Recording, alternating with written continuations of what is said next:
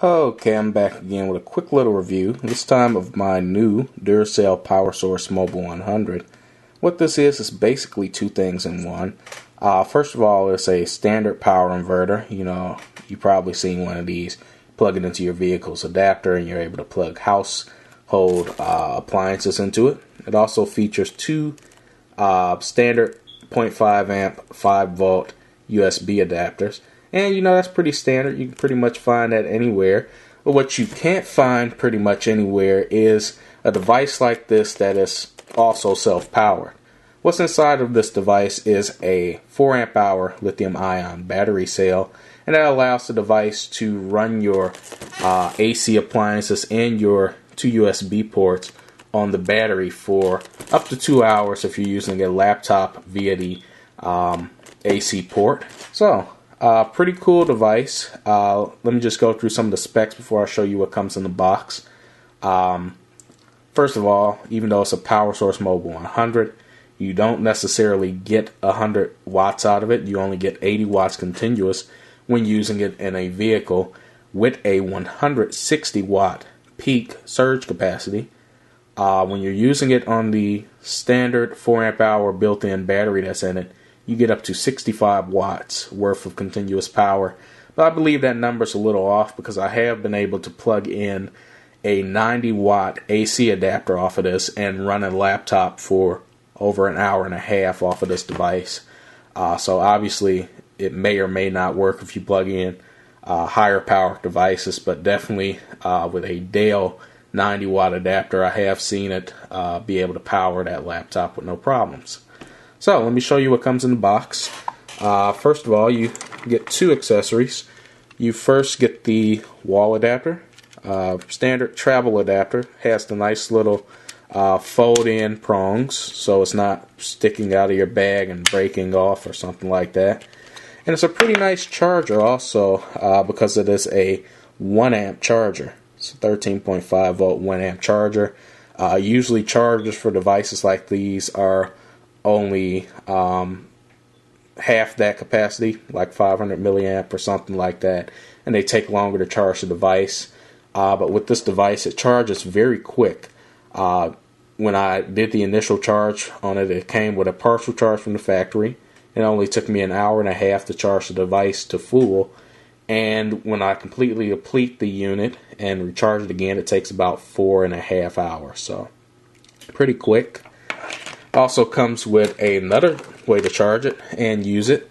First of all, you can use it as a power inverter in your car, and then you can also charge up the device at the same time as using it. It just comes with the standard cigarette lighter adapter. It also goes into that 3-prong proprietary adapter that goes on the back of the unit.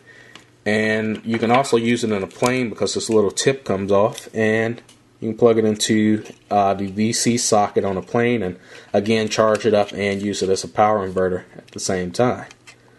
So, besides that, I guess you get a user manual, which you don't really need unless you want to look over the specs or something like that or troubleshoot an issue. Okay, now that you've seen everything that comes in the box, let me explain to you why I got this unit. There's two reasons. The first reason is because I needed a power inverter for the car. I need to be able to charge my cell phone, my iPod, and maybe even my laptop sometimes when I'm on the go. And this allows me to charge all three of those items at the same time, which few power inverters out there can do. Usually if you get a power inverter, maybe about 100, 200 watt, you usually only have one AC socket and one USB port if they're a premium unit. Some units just have the AC socket.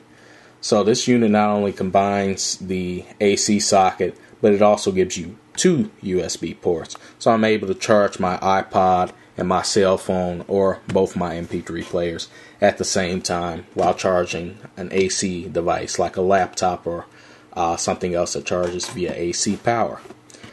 So the second reason I got this device was because I'm able to run things that normally wouldn't be portable, like a fan or a speaker set or maybe even a small TV, and make those things portable without having to have, cords running to a generator or cords running to some giant power pack or, you know, into a building somewhere. I can basically run a lot of devices off of this, even though it has a low 65 watt power capacity, off of this device for a number of hours. So I have done tests. First of all, you're looking at my 22-inch Samsung monitor here, and I was surprised that this thing used less than 65 watts. I was able to run this very monitor for over an hour off of this unit at the same exact brightness as it is plugged in, you know, just watching YouTube videos and everything like that. I also was able to run this small fan for over 2 hours and 3 minutes. I used my iPod to time everything, and you know, it's just such a great device when you think about it, because normally I would carry some around like this if I'm working out in the yard. It's hot in the middle of summer, and these little mini fans you can get from the dollar store or wherever don't really do a good job of cooling you down. And now I can basically have a mini fan that actually works worth something. So I have it plugged in right now along with my iPod. I just hit the power button, charging two devices at once, and powering my AC devices. And you can see it works quite well. This fan gets off a lot of air. And if you think it can only power something this small, take a look at this. This is basically one of those huge, I believe this is a 22-inch tower fan. It's a big, huge fan. And I can make that portable also. All I have to do is unplug this device, plug this in, if I can find the right plug, power this unit on, and just sit back, hit the remote, and I get instant air. I can even turn it up all the way to the full blower. If my batteries in my remote weren't dead, I actually have to press it manually.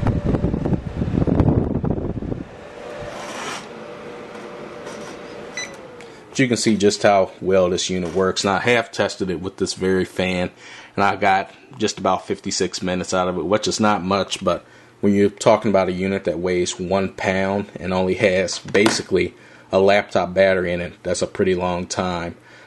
Very comforting if you're out in the yard or something for a little bit and you want some breeze without having to bring out the extension cords.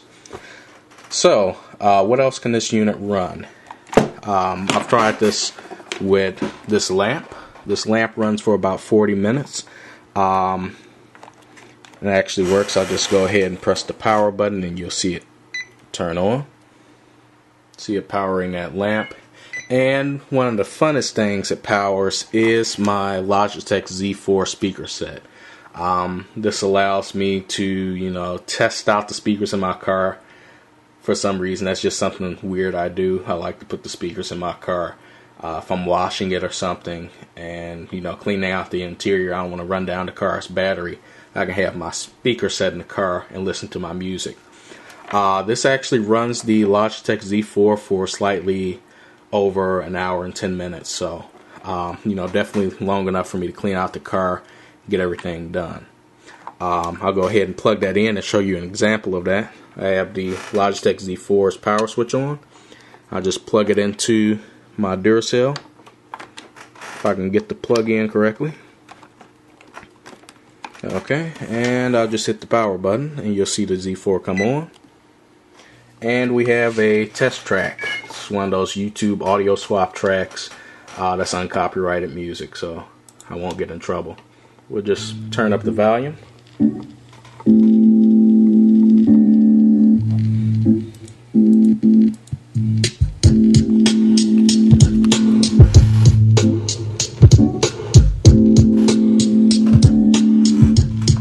And if you can imagine, that's a lot better than some portable speaker that you pay $9.99 for at Walmart.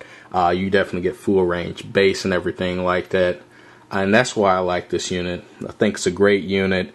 And if you guys want to check it out, I'll provide a link on Amazon. It's only $32 right now. It was normally $100 plus when it came out, but it's fairly cheap. And it's a great device. I hope you guys enjoyed it. Don't forget to rate, comment, and subscribe. I'll see you guys later. Peace.